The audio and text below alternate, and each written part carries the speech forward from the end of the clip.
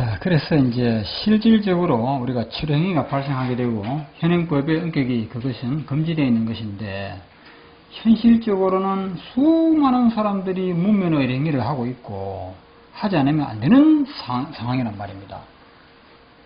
이것을 판사, 검사님들이 알고 있습니다. 경찰관님들도 알고 있습니다. 문면의 의료 행위는 없앨 수 없고 없애서도 안 된다는 걸 누구나 알고 있습니다. 예. 국민들의 50%가 문면의 의료 행위가 필요하다고 주장하고 있습니다. 대법원 판사 9명 중에 5명이 문면의 의료 행위가 정당하다고 주장하고 있습니다.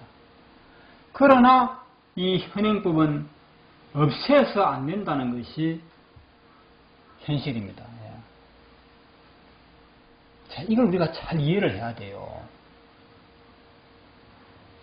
이 현행법이 약간 필요하다고 저도 그렇게 생각하는 사람이 중에 한 사람이거든요. 없애는 것보다는 놔둘 필요가 좀 있다고 여러분도 그렇게 생각할 겁니다. 저도 그렇게 생각합니다. 그러면서도 한편으로는 이 법을 우리는 지켜서는 안 된다. 예. 제가 그랬지 않습니까? 우리가 지난 영어 교육 역사에서 영문법이라는 것을 중국에도 일본에도 또 기타 등등 다른 나라에서도 이 문법을 엄청 큰 비중을 두고 공교육기관에서 사설교육기관에서 가르치고 배워왔습니다. 그러나 90%가 가르쳐서는 안 되고 엉터리고 영어를 가르치는 것이 아니고 오히려 타고난 인간의 천부적인 언어 능력을 마비시키는 것으로 이렇게 규정되어 버렸단 말입니다. 이제는 이에 해당하는 문법을 가르치면 그거는 직무유기적으로 사법 처리까지 될 수 있는 그런 사회적인 분위기가 형성이 되었습니다. 자, 이런 얘기를 한번 들어볼게요. 이 영문법을 만든 사람이 어떤 악의를 가지고 만든 거 아니거든요. 나쁜 의도를 가지고 만든 거 아니잖아요. 단지 무엇이냐면 내가 언어학자니까, 내가 영국, 미국의 영어의 언어학자니까 언어학자답게 뭔가 언어에 대한 법을 만들어야 되겠다. 언어, 즉 영어에 관한 법이 영문법이거든요. 예. 그렇게 출발해서 학자로서의 도리를 다하기 위해서 법을 만들다 보니까 시제일치가 어떻고 저떻고 관사용법이 어떻고 저떻고 수많은 공식을 만들어서 외워라, 지켜라 이렇게 한 거 아닙니까? 그게 영문법입니다. 이걸 안 지키면 틀리고 영어 못하는 사람으로 그렇게 채점을 받고 이렇게 돼 있죠. 예. 자, 이런 이야기를 하나 들어볼게요. 토끼들이 사는 세상이 아닌 토끼들과 모든 이 세상 모든 동물들이 사는 동물의 왕국이 있었습니다. 이 동물의 왕국에서, 이 평화로운 동물의 왕국에서 토끼가 사과나무 밑에서 낮잠을 즐기다가 바람이 불 때 사과가 떨어지면서 그 사과가 토끼의 머리를 맞춥니다. 낮잠 자다가 머리에 큼직한 사과가 떨어지니까 토끼는 머리가 띵 하죠. 잠에서 깨어나 보니까 하늘을 보니까 별이 번쩍번쩍거리고 머리가 뭔가 터질 것 같은 느낌에 순간적으로 지금 하늘이 무너진다. 세상에 말세가 온단 말이죠. 빨리 피하자. 그래만 나를 살려라 하고 하늘이 무너진다고 외치면서 도망을 가기 시작하니까 그 모습을 지켜보던 곰도 사슴도 전부 토끼를 따라서 도망을 가기 시작하죠. 호랑이도 사자도 쥐도 고슴도치도 토끼를 따라서 온 세상의 동물들이 토끼를 따라 도망을 갑니다. 가다가 지치고 힘들고 사자가 가만히 생각하니까 가만히 있었다면 내가 동물의 왕국의 왕으로서 태평생들을 누릴 것을 왜 이렇게, 그래 사자가 정말 이거 원인이나 조사해보자 해서 조사를 해보니까 최종적으로 토끼가 뭐 주범이랄까 토끼가 원인이거든요. 그래 토끼가 나와봐라. 너 하늘이 무너지는 거 어디서 봤느냐? 그래 내 자다가 일어나 보니까 사과나무 밑에서 자다 이래. 그 사과나무 밑에 데리고 가봤단 말입니다. 토끼야. 그 현장에 가보자. 가보니 어디에서 잤니? 요 자리입니다. 보니까 옆에 사과가 하나 흘러있어요. 그래 사자가 가만히 생각해보니까 이 토끼 녀석이 아마 사과에 머리를 맞았는 것 같다. 응?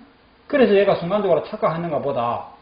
다시 하늘을 조사해보니까 하늘에 아무것도 이상이 없어요. 그렇죠? 그러면 사자의 추측이 분명하단 말이에요.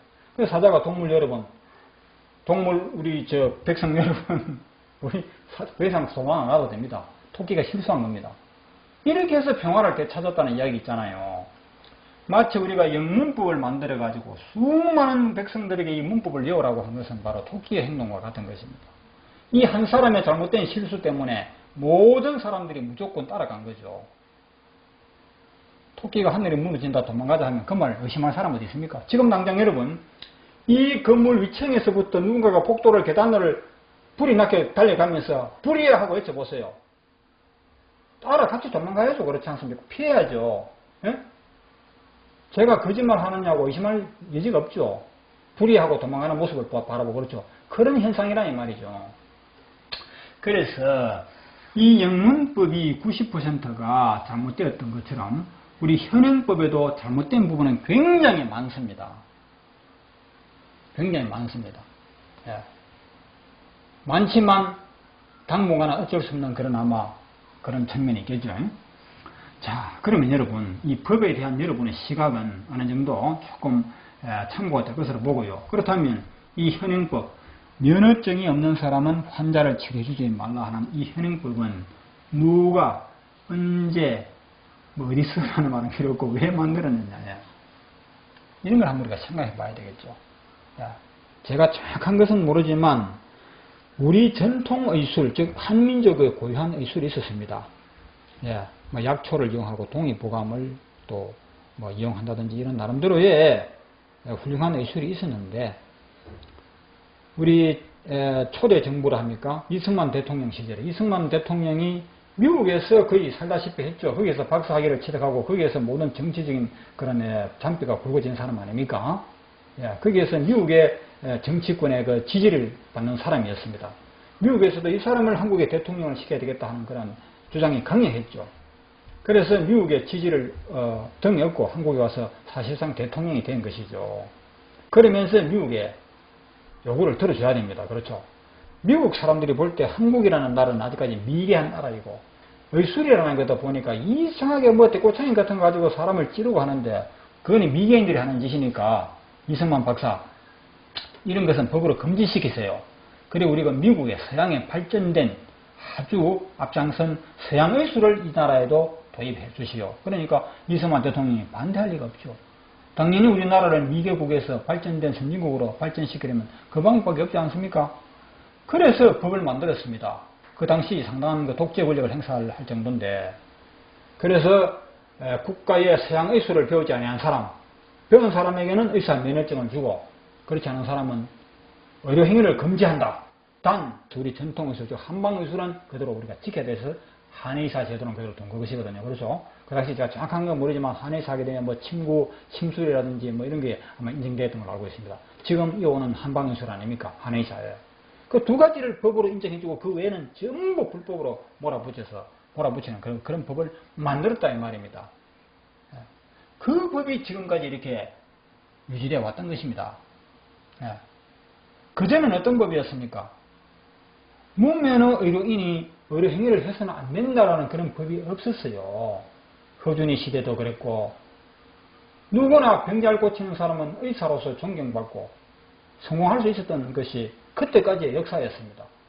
그때까지 언제부터? 수천 년 전부터 그렇죠. 그것은 우리 민족만 그런 것이 아니고 이 지구 어느 나라를 가더라도 병잘 고치는 사람이 병 고치고 존경받고 다른 나라는 잘 모르겠지만 우리나라를 비롯한 몇몇 나라가 의료법이라는 이름으로 국가의 면허증을 받지 않은 사람은 의료 행위를 하는 것이 금지되어 있는 그런 나라들이 아마 우리나라만이 아니고 여러 나라가 있을 것이라고 그렇게 알고 있습니다. 그래서 현행법의 정체는 인간들이 제도적으로 만든 것이지 원래 자연법이 아니라는 것이죠. 그걸 꼭 참고하시기를 바랍니다. 자, 그러면 이 같은 법을 어쨌든 어떻게 만들었던 현재로서는 뒤엎을 수 없는 그런 법이 되었는데 이 같은 냉정한 현행법입니다. 그렇죠. 이 법은 정말 모든 사람들에게 적용되는 아주 냉정한 현실이라는 것이죠. 좋든 나쁘든 이 법을 무시할 수 있는 사람은 없다는 겁니다. 절대 우리 자유사님 여러분들도 이 법을 무시해서는 안 됩니다. 이 법을 바로 알아야 하는 것입니다. 바라고 바로 대처를 해야 되는데 자 어떻게 우리가 대처할 것인가에 대해서 좀 진지하게 이에 대한 이야기는 두 번 할 게 아니고 이거 한 번으로 끝내야 되니까 조금 시간이 걸리더라도 조금 진지하게 할 필요가 있지 않느냐 이렇게 생각되는 것입니다. 자, 이 같은 법이 만들어질 때 우리나라 이승만 대통령 그 시기라고 보는데요. 그거는 뭐 보는 게 아니고 확실합니다. 그렇죠? 그때 이 서양 의술을 가진 사람들이 볼 때 이 동양 의술, 즉 약초를 가지고 뭐 다리 먹이고 뭐 어떤 걸 하면 뭐 침술 이런 걸 보니까 꼭 미개인들이 하는 짓 같거든요. 그렇죠? 그렇게 생각하고 완전 무시했었습니다. 그 서양 의술만이 정말 과학적인 의술이라 이렇게 철저히 믿었던 것이죠. 그러나 지금 어떻습니까? 서양 의술의 한계, 또한 동양 의술의 훌륭한 점. 그래서 서양 의술을 전공했던 사람들조차도 지금 동양 의술을 배우는 사람이 굉장히 많다고 하지 않습니까? 아예 이거는 국제적으로 동양 의술의 우수성도 인정을 이미 받은 것이 사실 의뢰에서 그렇죠. 예. 다시 말해서 그 당시 서양 의술을 가진 사람이 우리 한국에 대한 동양 의술, 한국에 대한 그 어떤 전통 의술에 대한 순간적인 오해에 불과한 것이죠. 예. 다시 말해서 그 당시 제대로 오해만 하지 않았더라면 그런 법을 만들 필요가 없었는 거죠. 한국의 의술을 하던 사람은 그대로 두고 또 자기네들이 좋은 점이 있다면 그대로 하면 되는 것이지 금지하는 법을 만들지는 만큼은 말아줘야 된다는 것입니다. 예. 자, 그럼 이 의료 광고에 관해서만큼은 우리도 마음껏 할 수 있다 하는 거, 심지어는 의사들보다도 더 유리할 수도 있다는 이런 이야기까지 말씀드렸고, 이제 그 남은 문제가 치료행위에 관한 이 엄연한 현행법, 그렇죠. 현행법은 우리가 극복하기 사실은 쉽지가 않습니다. 예. 그러나 충분히 이해하고 바로 대처하는 방법을 알면 역시 우리는 바람처럼 자유롭게 활동할 수 있다는 것이거든요. 자, 그러기 위해서는 뭐냐 하면 현행법, 그렇죠. 의사가 아닌 사람은 치료행위를 할 수 없다. 이 같은 현행법을 우리가 극복하기 위해서는 어떻게 해야 되느냐. 무엇이 죄인가에 대한 관념을 바로 가지고 있어야 된다는 겁니다. 이걸 모르고는 좀 어렵습니다. 무엇이 죄인가에 대해서는 우리만 생각하는 것이 아니고 이 법을 지배하는, 법을 다스리는, 집행하는 판검사, 이분들의 생각을 우리가 이해를 하는 것과 같은 것이라 할 수 있습니다.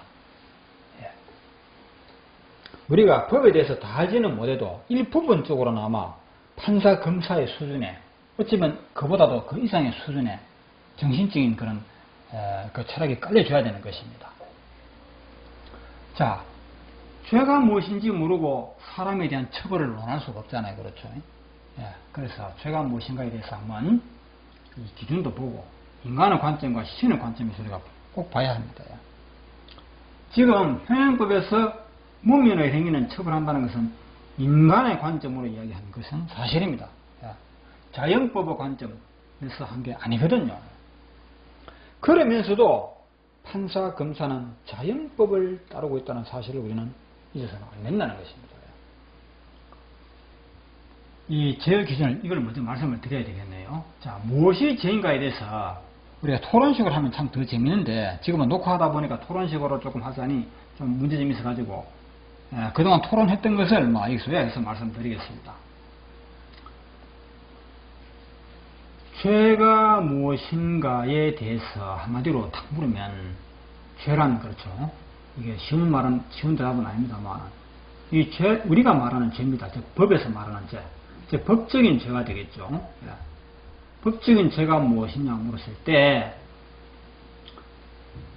지금 우리가 만들어 놓은 법이 있지 않습니까? 형법 이런 거. 형법, 다시 말해 의료법이다, 무슨 법이다, 도로교통법. 이 죄란 기준은 누구를 위한 법이냐 하면 인간을 위한 법이잖아요. 그렇죠. 인간에 의한 법입니다. 인간을 위한 법을 쓴다는 거죠. 인간을 위한 법이죠. 그래서 죄란 무엇이냐면 신에 대한 죄도 아니고 우리 주변의 자연에 대한 죄는 더욱 아니고 우리 주변의 동식물에 대한 죄가 아니고 인간으로서 인간에 대한 죄거든요. 인간으로서의 죄입니다. 제가 보자는 것은 폭넓게 보자는 게 아니고 인간에 대한 인간으로서의 죄만 보자는 것입니다. 그래서 현행법은 인간으로서 인간에게 피해를 줄 때 이거는 죄로 규정한다는 것입니다. 그것도 자기 자신이 아닌 타인에게, 자신이 아닌 타인에게 피해를 줄 때 이것이 범죄, 형법에 저촉되는 범죄로 감수한다는 것을 우리는 생각하지 않을 수가 없는 겁니다. 우리 요걸 두고 이야기하는 겁니다, 지금. 내가 만약에 길 가다가 개미를 밟아주겠다. 그럼 뭐 살생죄라는 것이 법률이 없습니다. 그런 법을 만들 수도 없어요. 예. 자연법으로 들어가게 되면 법 의미가 굉장히 달라지기 때문에 그런 법은 우리가 취급할 수가 없는 겁니다. 그래서 얼마 전에 이웃집에 고양이를 걷어차고 아파트 창문으로 던져서 죽였는데 처벌받았죠. 그 판결문의 내용을 제가 정확하게는 모르지만 왜 고양이를 죽였는데 왜 사람이 처벌받느냐, 거기에 대해서 판결문이 이렇게 되어 있다고 해요. 고양이를 다치게 했기 때문에 혹은 죽였기 때문에 처벌받는 것이 아니고 그 고양이의 주인에게 해를 줬기 때문에 처벌한답니다. 고양이의 주인이 사람이죠. 그렇죠? 그래서 우리가 말하는 현행법, 그렇죠? 무면의 의료행위를 처벌하는 것은 왜 그렇습니까? 자신이 아닌 타인에게 피해를 주기 때문에, 재산상의 생명상의 피해를 주기 때문에 처벌의 대상이 된다는 것을 전제로 해야 된다는 것입니다. 그리고 덧붙여 말씀드리고 싶은 것은 자기 자신에게 입히는 피해, 자신에 대한 가해죠. 제가 죄송합니다. 말하면서 그렇습니다.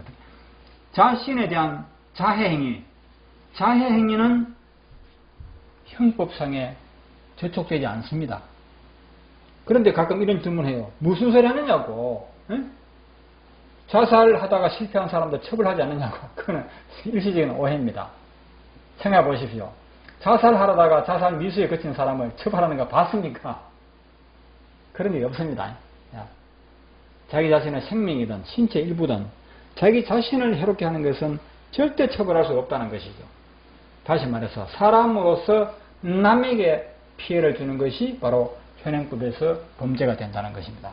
그러면 무면의 의료인이 자기가 아닌 타인을 병치료를 하는 행위가 과연 그것이 죄냐 아니냐에 대해서 명백하게 우리는 밝혀야 한다는 것입니다.